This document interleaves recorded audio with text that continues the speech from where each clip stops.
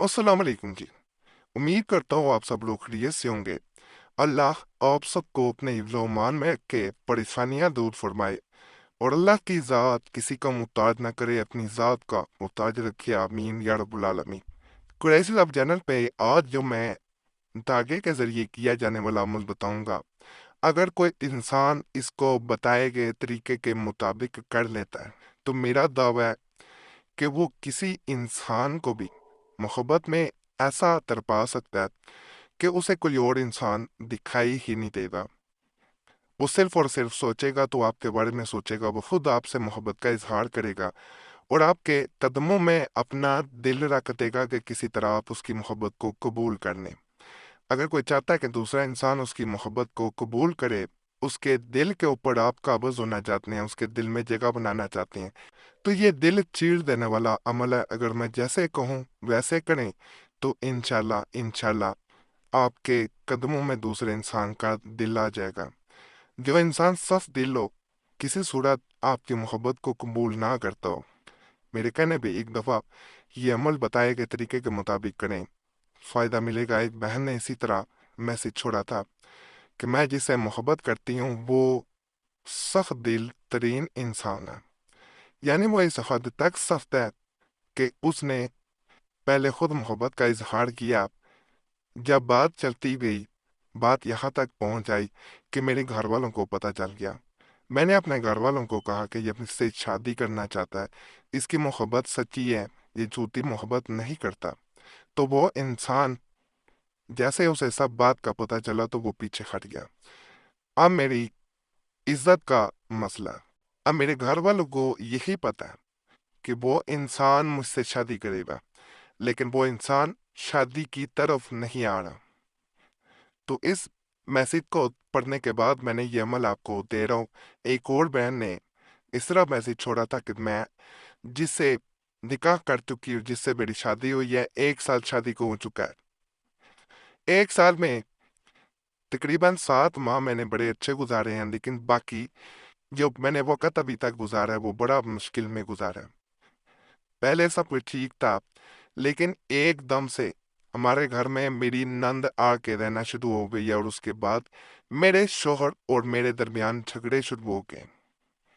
वो ये चाहती है कि उसकी शादी उसकी कजन से हो जाए, तो वो किसी ना किसी तरह मेरा घर तोड़ना चाह रही है। मेरे शोहर किसी तरह मेरी बात नहीं सुनते। मैं उन्हें को बात समझाती हूँ तो वो मुझसे झगड़ा करते हैं। तो ऐसा अमल बता दें कि वो मेरी बात माने, मुझसे मोहब्बत करें।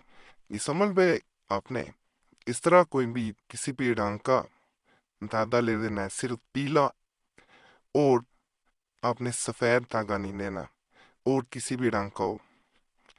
धागे को आपने सामने रख लेना है और साथ आपने जो अमल मैंने बताया उसको पढ़ते जाना है। और एक दफा पढ़ के एक बल दिया जाएगा, दूसरी बार पढ़ के दूसरा बल दिया जाएगा, तीसरी बार तीसरा, चौथा, पांचवा, छठा, सातवां।